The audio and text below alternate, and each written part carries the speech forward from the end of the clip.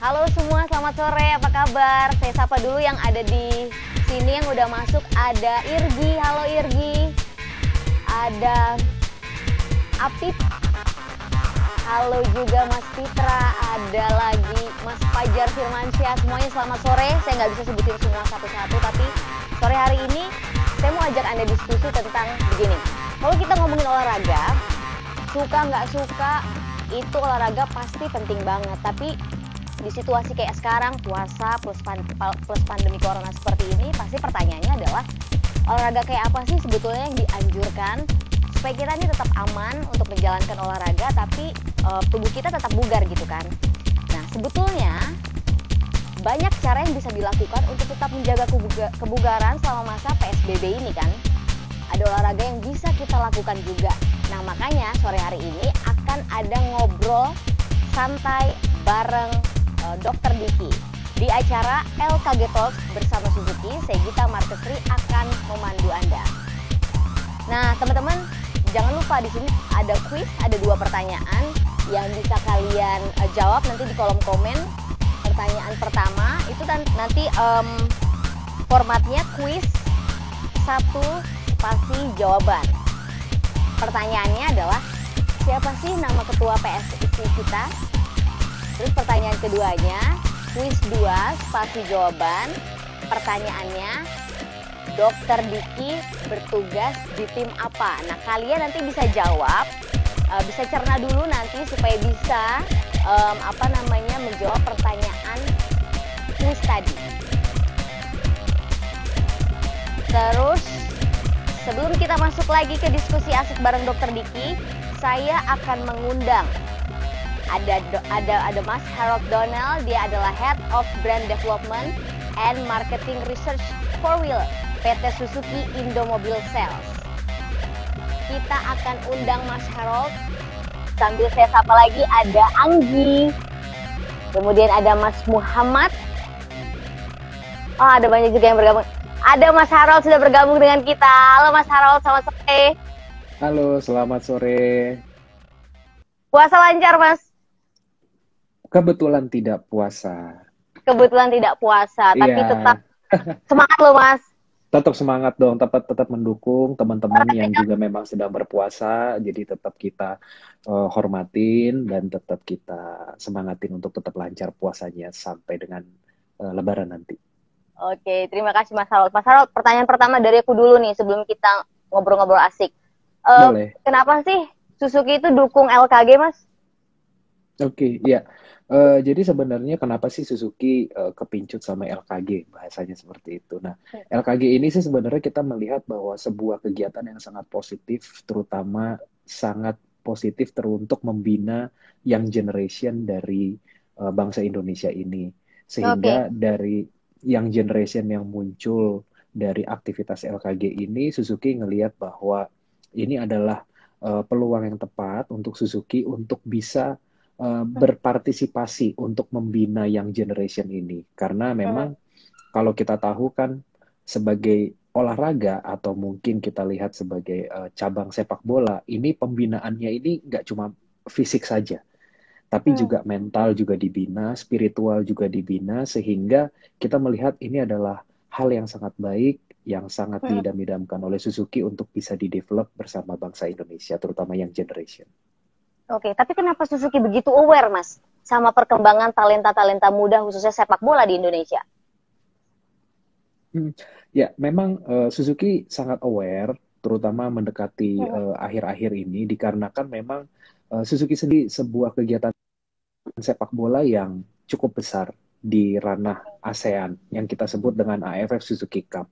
Sehingga kalau kita lihat bahwa kalau seandainya pemain-pemain yang dibina dari sejak LKG ini bisa bermain di ajang timnas senior, dan pada saat bermain di timnas senior ini juga bermain di kegiatan yang Suzuki laksanakan di cabang ASEAN, ini merupakan sebuah kebanggaan untuk Suzuki, ya kan? Bagaimana kita bisa memajukan bangsa Indonesia dari sektor yang lain.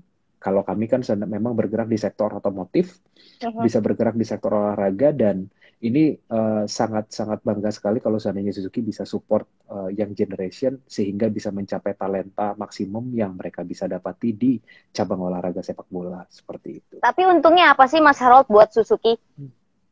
Untungnya itu sebenarnya kita tidak berbicara untung atau rugi ngomongin Mhm, masalah sepak bola atau ngomongin masalah olahraga karena memang mhm, terkadang kalau kita berbicara olahraga pada hakikatnya itu tidak boleh dihubungkan terhadap bisnis istilahnya seperti itu karena olahraga ya murni olahraga sportivitas dan juga mhm. friendship istilahnya di situ tapi kalau bisnis baru kita bicarakan untung rugi. Nah, eh, kebagusannya kalau seandainya Suzuki itu memang join di acara LKG atau mensponsori kegiatan LKG, pastinya kita bisa berkenalan banyak orang terhadap insan-insan muda yang memang sangat menyukai olahraga. Itu yang pertama. Lalu juga kita juga bisa berkenalan terhadap keluarga-keluarga yang juga memiliki anak-anak yang sangat cinta terhadap olahraga, terutama pada sepak bola. Sehingga dari situ kita bisa berharap ada kedekatan emosional antara Suzuki dengan orang-orang atau keluarga-keluarga yang memang menyukai sepak bola. Kurang lebih seperti itu sih. Oke, Mas, kalau menurut Mas Harold sendiri gimana? Kan Suzuki baru join, baru bergabung di LKG itu sekitar setahunan lah ya. Sementara LKG Setahun, ini betul, kan sudah setahun ya. begitu banyak menelurkan bakat-bakat Betul, muda berbakat gitu. Ada Andre Cobra, ada betul, kemudian si Egi. Nah, tanggapan Mas betul. Harold sendiri gimana? Apakah Suzuki juga punya mimpi untuk menciptakan bakat-bakat muda seperti Andre, seperti Egi?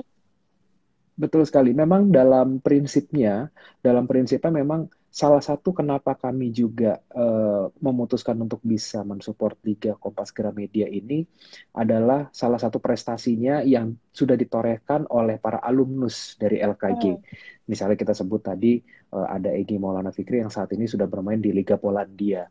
betul. Sehingga kami melihat bahwa ini sangat sangat ideal sekali kalau seandainya memang nanti kalau seandainya Egy Maulana Fikri ini bermain untuk timnas dan juga bertanding untuk timnas di acara AFF Suzuki Cup itu merupakan sebuah kegiatan yang sangat ideal kita Oke, mengembangkan dari mulai muda pengembangannya dan akhirnya bisa berkiprah di timnas itu impian dari Suzuki sih.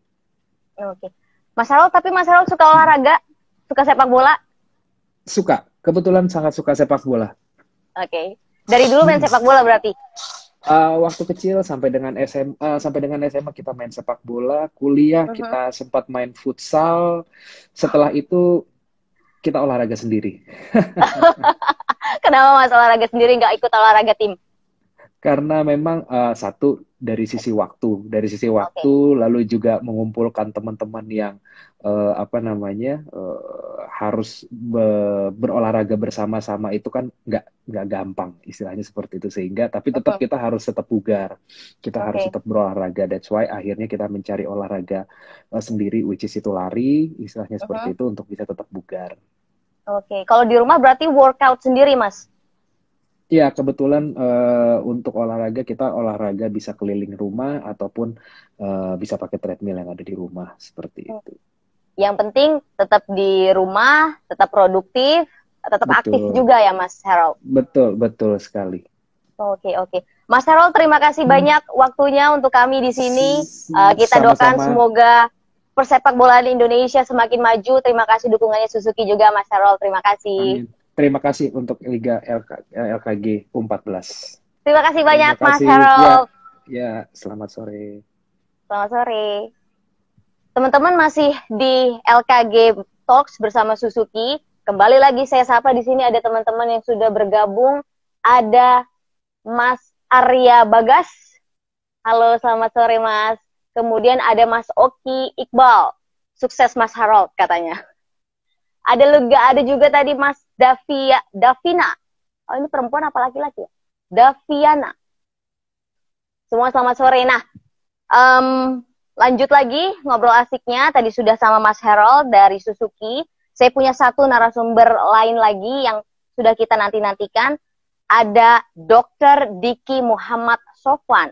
Dr. Diki adalah dokter spesialis kedokteran olahraga. Dia sudah mendampingi tim sepak bola Indonesia di berbagai kejuaraan.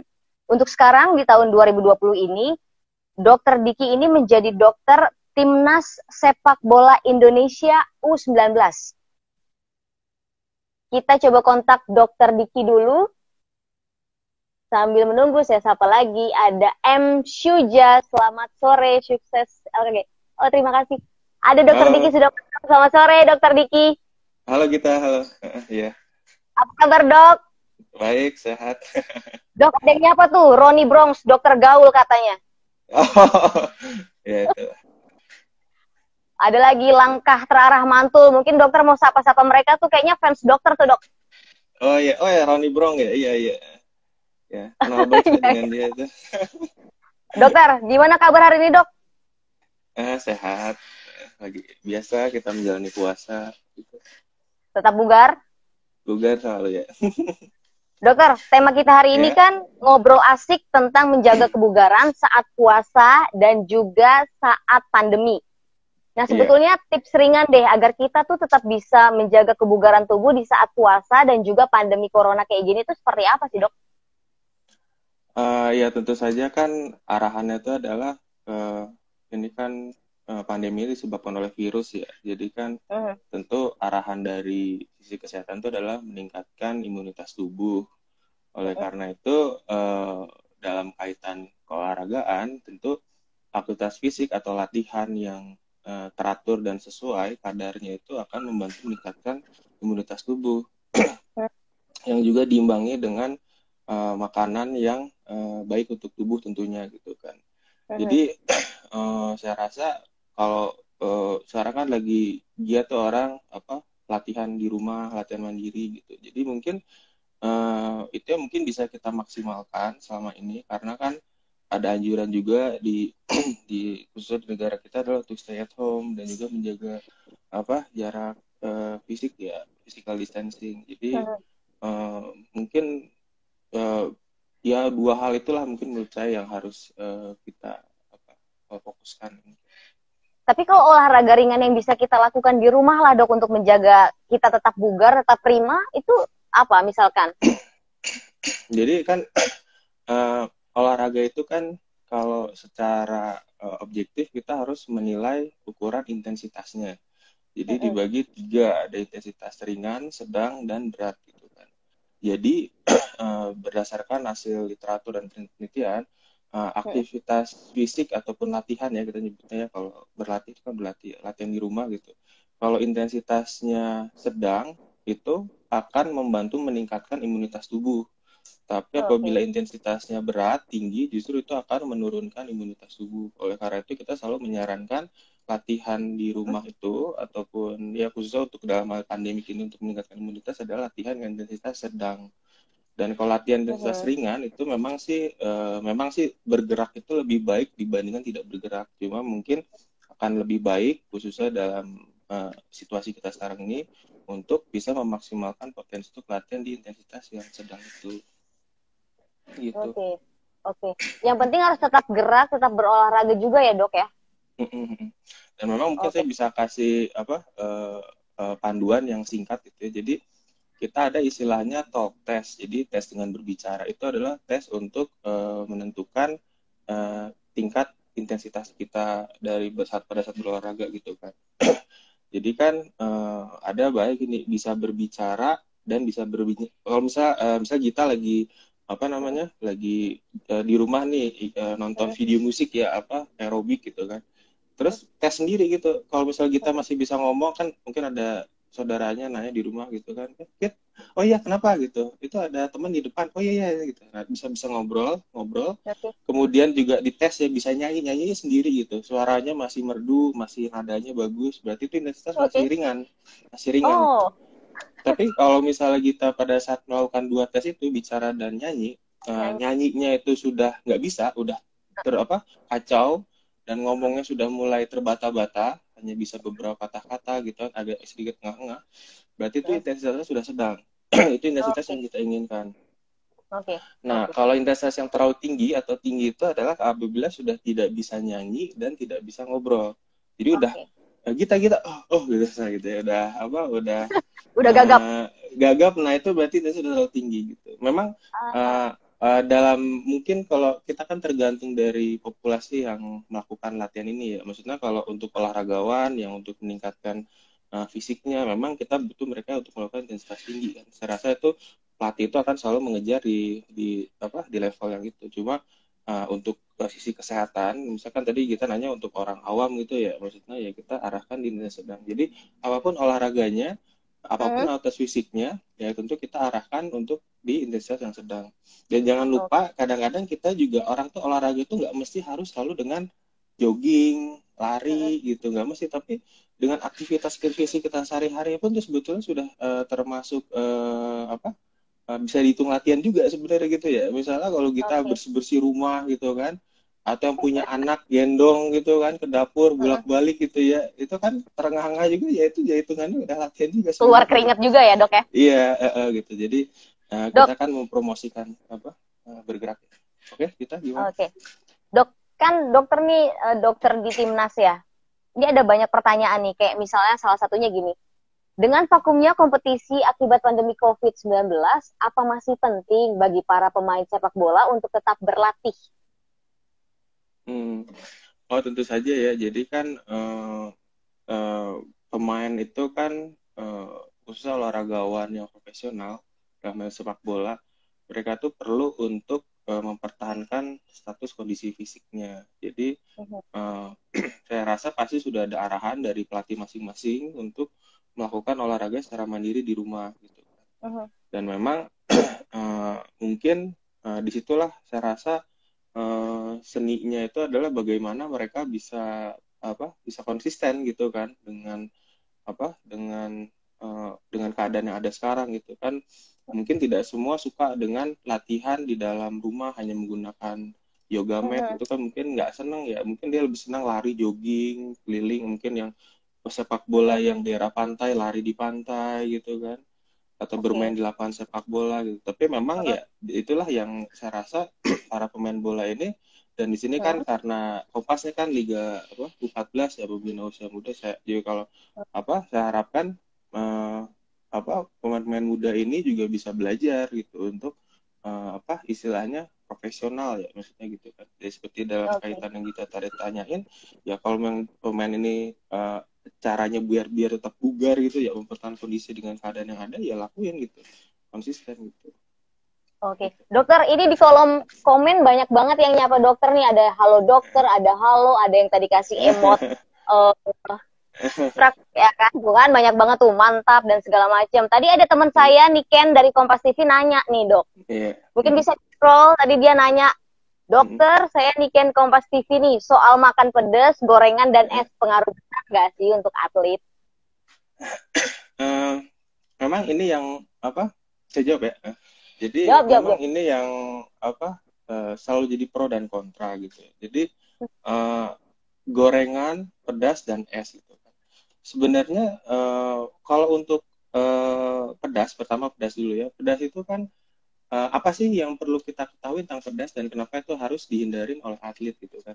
Sebenarnya mudah sih, kalau menurut dari sisi kesehatan itu kan, pedas itu kan apabila dikonsumsi secara berlebihan ya, makanan pedas itu akan membuat sistem pencernaan itu menjadi bekerja ekstra keras ya untuk membuang gitu kan ya, kita bahasnya mencret lah, jadi diare gitu kan.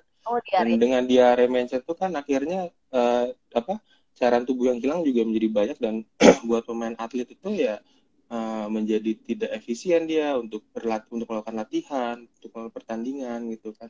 Dan belum juga pedas itu seringkali bersamaan dengan pengolahan yang tidak baik, misalnya kan sambal ulek gitu kan, cabenya cabai mentah diulek langsung, kita kan nggak tahu kebersihan di negara kita gitu kan.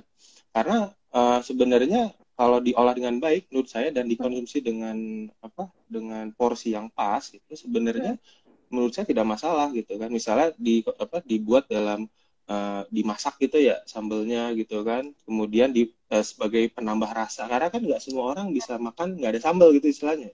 Saya banyak menemui pemain yang diberikan arahan secara belong aja gitu, nggak boleh makan pedas, nggak boleh makan gorengan, akhirnya nggak mau makan apa-apa gitu kan.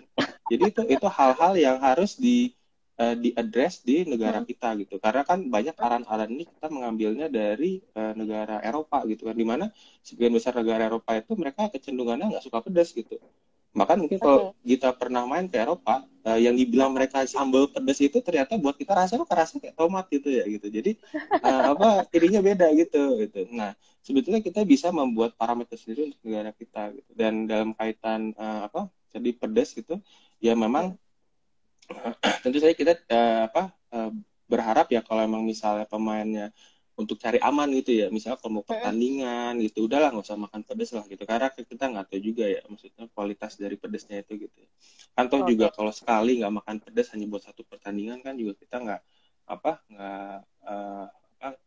dia juga tidak akan kehilangan keseluruhan cita rasa itu kan, dia bisa habis pertandingan dia bisa makan gitu kan.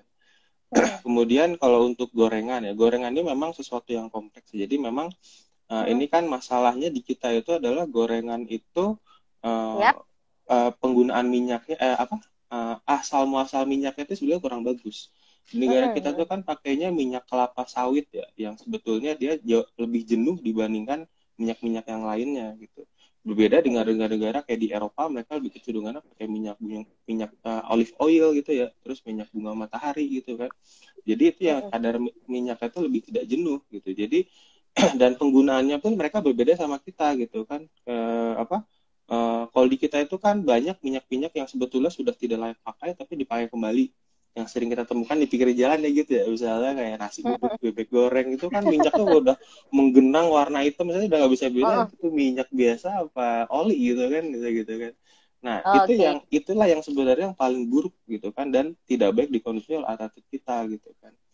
Dan memang secara profesional tentu saja saya juga selalu bilang sama pemain-pemain, cobalah tiru pola atau pola makan gaya hidup tuh dari pemain elit gitu kan.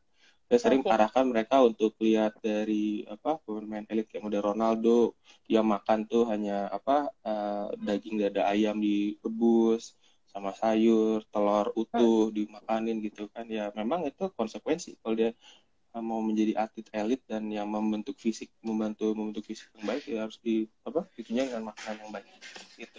Dokter, kalau porsi latihan untuk para atlet itu sebetulnya di masa-masa kayak sekarang ini tuh sama kayak latihan normal, atau hanya pagi atau sore saja, atau seperti gimana? Apakah tetap pagi sore tapi volume latihannya itu dikurangi durasinya?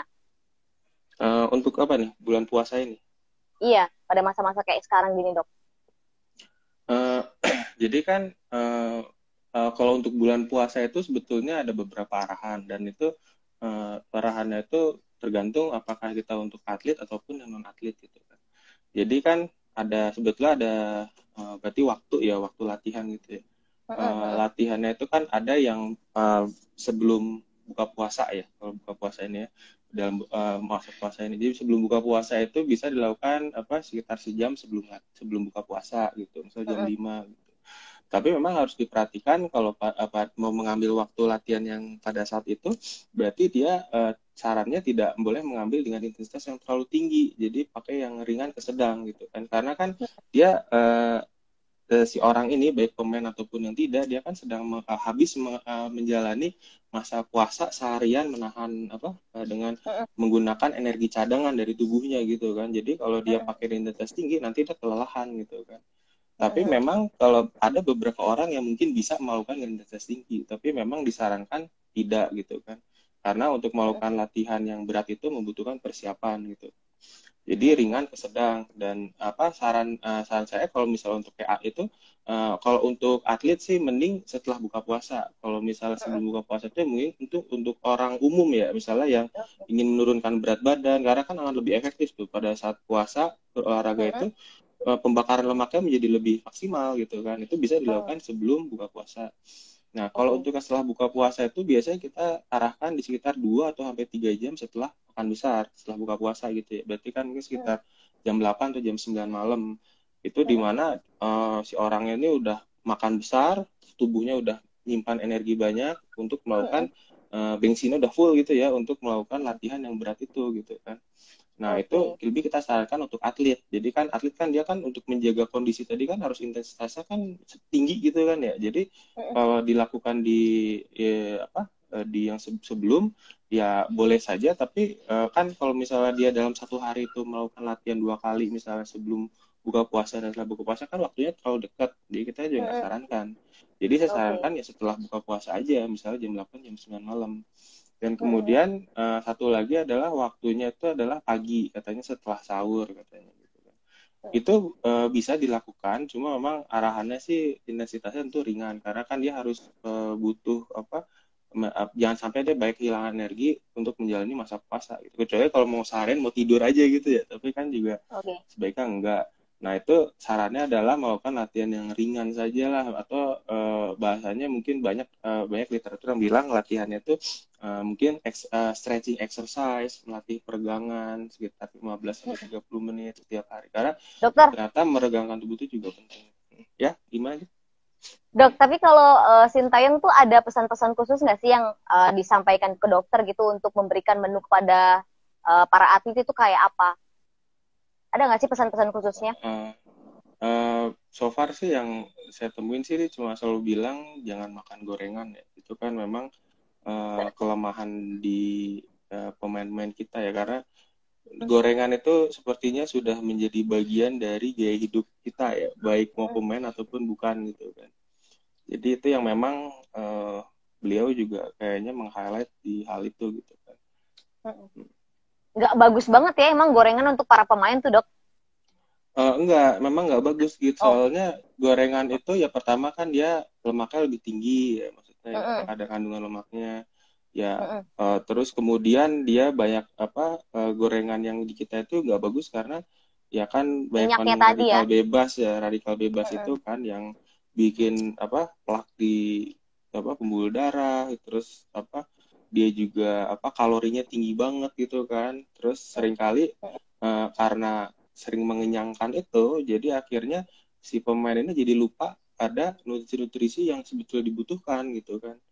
Misalnya kayak kita aja, bukan ada beberapa orang makan gorengan, udah aja, terus lupa dia nggak makan buah, nggak makan daging gitu kan, ya terfokus sama itu aja gitu.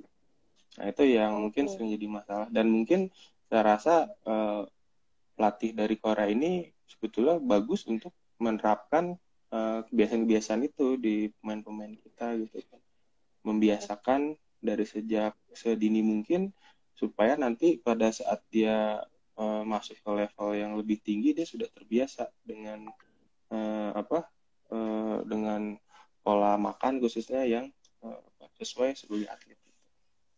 Oke, dokter, kalau selain latihan untuk asupan gizi sama mungkin pola tidur itu juga diberlakukan khusus nggak sih, diberikan khusus kepada pemain? Oh tentu saja, jadi kan ya pemain itu kan harus mempunyai pola tidur yang baik gitu ya. Karena hubungannya dengan siklus sirkadian ya, maksudnya itu kan tubuh kita itu kan sebetulnya selalu beradaptasi dengan kebiasaan-kebiasaan kita gitu kan, baik jam bangun, jam tidur, dan juga aktivitas fisiknya gitu kan. Kan sebenarnya dalam kaitan sains juga sebetulnya dalam mempersiapkan pemain bola untuk bisa perform secara maksimal itu, kita juga sebenarnya selalu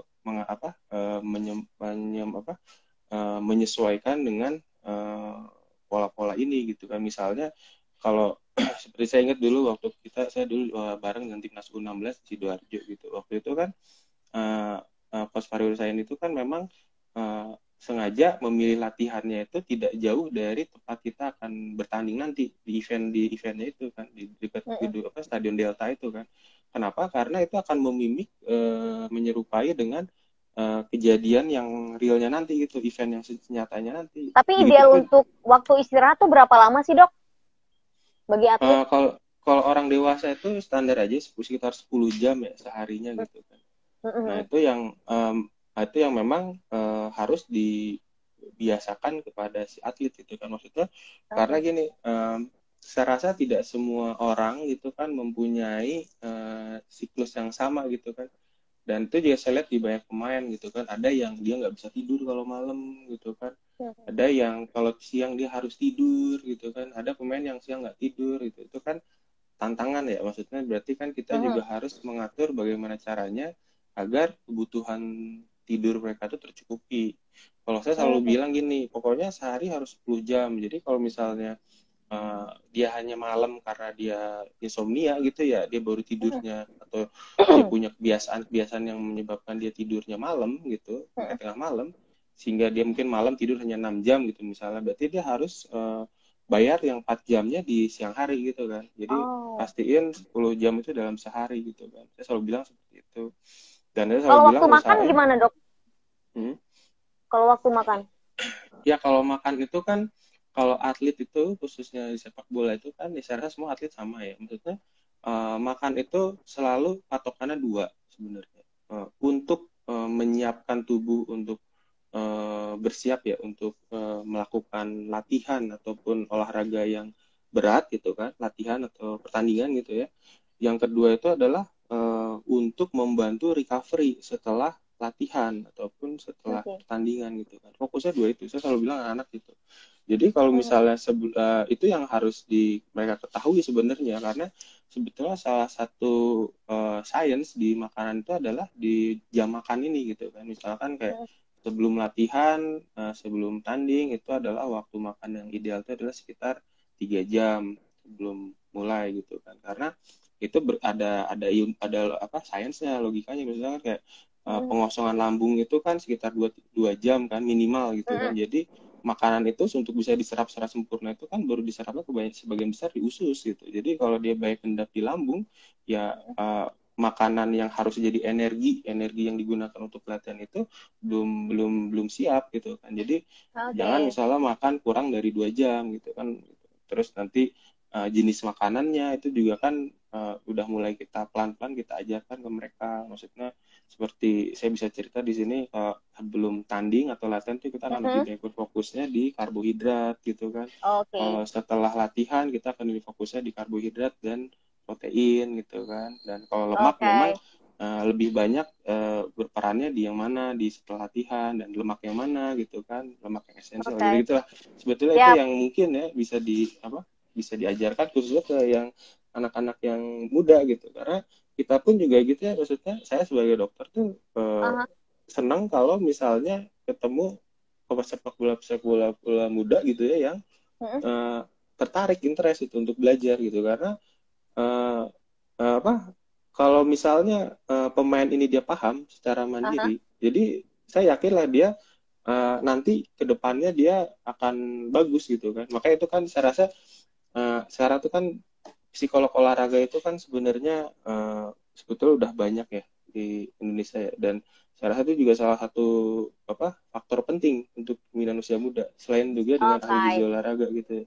Karena ya memupuk kebiasaan mindset kayak tadi, pelatih nggak mau ini makan gorengan ataupun itu sebetulnya mindset harus dipupuk dari kecil ya. Dan itu kan kita sasarannya kan, saya sedang diundang di sini kan karena kan mudah-mudahan banyak yang nonton tuh kan yang punya SSB atau yang anak SSB ataupun gitu ya. Jadi bisa menyadari, memahami betapa pentingnya gitu hal-hal ini di usia muda gitu. Jadi kita kan tidak bisa berharap sepak bola itu bisa instan gitu kan, langsung dipercepat langsung ini. Jadi kalau kita mau bikin pemain elit itu ada ilmunya tuh, butuh sekitar 10 tahun itu kalau dari literaturnya untuk menciptakan atlet elit gitu kan. Jadi kalau misalnya mulai dari sini aja misalnya dari U14 gitu kan, ya 10 tahun berarti kan kita harapan nanti di pemain di U23 ada pemain elit gitu. Dokter Diki, terima kasih banyak untuk informasi yang dokter berikan, sangat bermanfaat sekali buat kita orang awam pun juga buat para atlet. Terima kasih banyak Dokter Diki, tetap sehat dok. Ya siap, makasih. Terima kasih sudah bergabung di LKG Talk bersama Suzuki, Dokter Diki.